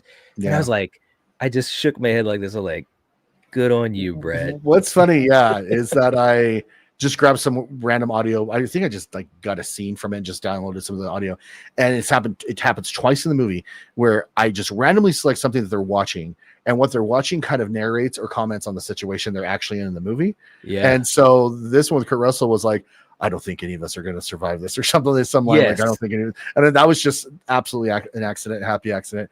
Then the other one is when we have some people getting killed earlier in a house, a family, and the dad's watching this old movie. And if you listen to what the guy's saying in the old movie, it actually kind of mirrors a bit what's happening in there, and that was a complete accident. It wasn't planned. I'd love to say that I sat and researched that and I figured that out.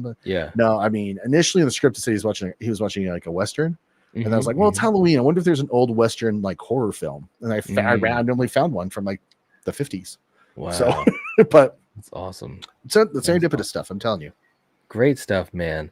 Now here's the first of my two questions. Okay. When we talk about the practical work, like with the kills, whether it be just the practical work, and also the choreography, how difficult was that in any particular story that you want to reference from any of that? As far as like the choreography for the kill scenes, that really would come down to Leon with just the camera work and what that looks like. And also Derek Ritchie was really big into choreographing things himself. And I really, he did such an amazing job with that. And he did, he owned that role. And so, to let him do whatever he wants with it was a very simple, decision, because he's just right on the right note every time. And so with when they're battling with the gun in the hallway, things like that was a dance between Leon and Derek, figuring that out, and all credit goes to them.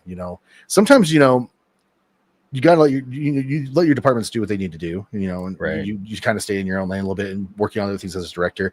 But as a writer, sometimes it's just like they fight in the hallway, period. And then you have to go out and develop stuff that would be storyboarded and things like that. But again, we were doing pre-production during production. So a lot of the days we were going in just kind of staging and figuring everything out as we kind of went. But at the same time, it feels really fresh because of that too. It's like there's some positives to it. But awesome. As far as anything else, I don't think there's any reference other than I can say Bob, because we all know Bob dies. There's no way you're gonna make a Halloween movie without Bob dying. I just have never ever bought that a carving knife or whatever knife it was, a butcher knife, was gonna hold him up through the chest. So we decided to go through a little less of a area in the mouth. I noticed noticed that too, as far as how his feet were right down, and I was like, I'm thinking that's probably what you were thinking, which obviously that's the case. It was fantastic though. I really enjoyed that. Now, okay, so we got to talk, and again, for you guys that haven't seen it, I want you guys to check this out. If you're a Halloween fan, if you're wanting to watch a horror movie because it's spooky season, if you want to support obviously Brett or us here at the Night Watch Zone, check out this movie. Okay. I really dig it. You guys know me. I love Halloween. I can't even tell you how many videos on this channel I've done of Halloween, probably over 175 easily. But the ending, when we get to the ending, I was just like, what? Oh my gosh. And obviously it's there are possibilities. I'm trying to tiptoe as much as possible. I gotcha. I mean, and of course you can navigate how you want to answer it, because obviously it is spoilery, but I don't even know how I want to ask this. It was a great ending. And it Thank was also one of those endings that made me think, okay, maybe this, maybe that, or maybe this. Obviously, I'm assuming that was intentional, and you wanted to Yes. give yourself a lane. Um, how was that the thought from the start when you were scripting this to have that type of an ending? I'd have to actually go back and read the script. Okay. Because the ending, a lot of that we were having to, if anything, was compromised, but not in a negative way, but just Mhm. from having to go from script to page to screen and production. The ending was one of those we really had to just do. We Mhm. couldn't. There's a lot more to it. At one point, Loomis had a gun and he actually shot him, and the detective shows back up and she's killed, and there's a lot more of an extended ending, but again, the serendipitous stuff of this project is that I think this ending works way better than any of that would have if we were to do that. I actually would think that was too much at this point, Yes. because the movie was just, it's turned into, it's not, I wouldn't say this is a scary movie, it's but it's a thriller. It's Yes. it's a horror film. It's a thriller, and that's what I actually think about the original Halloween. As I don't call it like a scary movie. It's a thriller. It builds to slow burn on times and at times, and so anyway. But as far as like that ending, I think that just kind of evolved as we went, and even the last shot before we go to 4 months later, that was shot like last month. Wow. that's how late. That wasn't even in the January. So actually, that's footage. Steven didn't see that footage, but I sent him the screenshots of it and stuff. So he Okay. knew of it. But yeah, we didn't even have that ending in the last one. So, or in the first screening of the movie. So yeah, we went and shot that just because I was like, we need a little bit more. We just need something with Michael. And then Derek pulls out this performance. Actually, I think it's great all the way through, but I think his performance in literally the last few seconds of his time on screen, just because exactly what he's thinking without any facial expression, all through just what it is. So just everyone was so good. I was so blessed to have everybody that I had on this. It's great. Yeah, that's a shot. Yep, it sure is. I do exactly. Yep. Yeah. Man, it was just so cool to see it come to fruition. And I know how much hard work you had to have put into it, because like I said, it looks amazing. And I kept saying that throughout.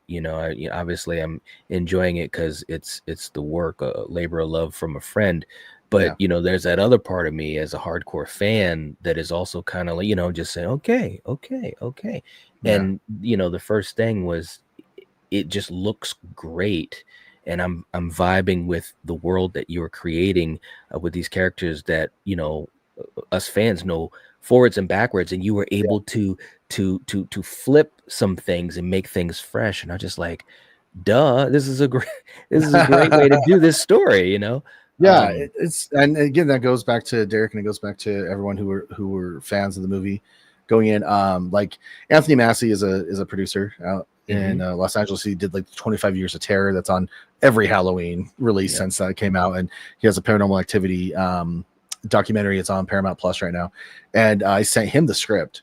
And he said the same thing you were like, he's like, this feels like a Halloween movie. That's like, I think the biggest thing I got from everybody, the most, mutual just, thought and comments we've gone back is like, we're going to put this in our Halloween rotation every year. Just to be part of, we're going to watch it. Man, that's so nice. So I really appreciate everyone, your thoughts on that. I mean, it's been, you're this close to it for so long, you don't know how people are going to respond. And so it's been quite the ride to see this and the views and all that. Yeah, man. I mean, like I said, it's great stuff. It feels like a Halloween film, but it's beyond that, because you went into your own path, and we've got, like I said, as a chance, again, I'm just speaking for me, but I'm sure it's true of a lot of people that have loved this film. For me, it's a chance to see Michael doing Michael stuff, and the first time watching it, I didn't know where it was gonna go, and that was exciting. I liked that. I loved that, so man, kudos to you. I'm proud of you. I'm happy for you. And to see something like this through is it's awesome. It really is. It's humbling for sure. No, I mean it, man, because like I said, I was just like, I was keyed in even before we started it. We got on the couch, we had a snack. I'm like, okay, here we Oh, go. that's so cool. I mean, I really get like that, and Coriander as well. She's a huge fan of the Halloween franchise, and you know, Yeah. like I said, we talk about it so much on this channel, and there's a reason for that because it's beloved by us and so many other people. So, I just want to Yeah. say thank you for doing it, man. Oh, thank the crew and thank the cast, man. Yeah, no, absolutely, and Yeah, no, I know. yeah, I mean, they were all phenomenal. They really Yeah. were. And you know, if there is a time in the future, we'd love to talk to any of them, or Yeah, obviously let's do with it. you again, especially as people are starting to come to the film and watching it, and therefore spoilers won't be you know, a thing to really worry about. Do a And spoiler stream, you're saying? That could be hey, fun. We'd have to yeah, we'd have to do that. That'd be great. yeah, that would be That would be awesome. awesome. Yeah. Absolutely, man. Well, for you guys that are here, thank you so much for hanging out with us tonight. This has been a lot of fun. We figured out which Michael Myers in the franchise, the canon franchise, that is survivable and which ones are not. If you guys missed it, a couple of you guys came in late, you got to check that out. It was a really Yeah, it was fun fun. tier list. We were fun. It was. So my energy was up. That's great. Where does mine land? Where does mine land, do you think? I can't say, so you tell me. Well, you know, it's funny you say Be that honest. because first that was one of the things I was going to do at first. I said, well, we got to include your Michael. I would say, hold on, let me just pull up the thingy here. I know some. Well, actually, no, I'm not going to pull it up because some people No, just you're jumped fine. in. They Yeah. got to check it out at the beginning. Yeah. I would say for yours, I mean, he did some great stuff, man. He was taking care of some people. I would say he's got to at least be at peak. Okay. At least peak. And of course, and I'm trying not to, I'm just staying away from spoilers. I got you. Of course, Right? what we saw in the third act, man, we could go to Inhuman. Let's do it. We could go to Inhuman because I was just like, wow. Nice. Sometimes And I forget that's there. oh, I do Sorry. that too with this. Ugh, Sometimes I hit know, it I when need I it. get all into it. Yeah, I think we could go with Inhuman based upon you know, what happened, and I love the way it was kind of flipped as far as what he withstood a bunch of times. You know, I won't say anything else. Yeah. But yeah, I think I Cool. think we could go with Inhuman. He was great. Derek did Yeah. a great job. Yeah, and it's I mean, ours is just relentless. He's there for a job and he gets it done. There's no I think of like what we're saying with Resurrection and some of those where he just kind of stands around. Yeah, It's just like, no, this guy he's gonna eliminate any type of security around this girl Mhm. and then go after her. And you know, that's why I also had that in there too. Not everything that you kind of plan out do you have to tell the audience, but that's also like, well, if he's just going to kill his sister, why is he killing everyone around her? And it's just, yeah, you want to take away everything from, that's just Michael's mentality. Any Right. type of safety net or anyone that Heck can get in his way, just take them out first, yeah, and then go after your primary source or primary target. So yeah, absolutely, man. It was then, great. Yeah. Then Loomis gets some silence in the very Yeah. last scene, but Laurie doesn't. So that's Yeah. interesting. I know. I was like, ooh. And we absolutely have no plans for a sequel. Just so, like there's no like, you know, let's do this next. And you know, this is definitely my top spinning Nolan ending. Okay. You never know. We might go back and do another one, but I mean, if everyone really wants one, of course. But but yeah, it's but for now, it's our little Inception ending. It's like, Okay, all right. is it a dream or not? Who knows? There. I love it. I love it. All right, man. Well, look, thank you so much for being here. I appreciate it. We'll definitely have to do this again. You know, talking whatever. And for you guys here again, you got to check out The Shape of Halloween. We've had the link in the chat. I've got the link in the description of this live stream. So definitely, guys, check it out. I'm going to have the link in my descriptions and videos from here on out. Everyone here, the mods, you guys are great. Val, Erica, May, thank you guys for being here. And Val is still working hard, putting in the link. Become She's a Patreon awesome. member. We appreciate that. Again, Val, thank you for putting that there. If you haven't checked it out, we have a lot of fun, some exclusive stuff. Also, the chat feature that I can speak with you guys in real time very easily. It's been a week. I've literally streamed every day this week. Oh boy. Twice on Monday. Oh boy. On my friend Drake's channel on Wednesday. And so tomorrow I'm taking the day off and starting again next week. So, we appreciate all the support. But yeah, check out the Patreon, guys, if you guys want to help support the channel, or you can join the channel membership, join button next to the subscribe button. And again, check out The Shape of Halloween. Thank Brett, you. I'll see you backstage in a Yes, second. leave comments on the Yes. YouTube page, please. And I will Because be we have as well. we have some haters, which we know we would, but Yeah. it's nice. But I really want to hear how everyone's experience was, and if they had kind of what you're saying, Night, when you're sitting there watching it, and just that whole, even your youngest coming in and not knowing it's you, but knowing it's you, like those. I love hearing those stories, so please share them.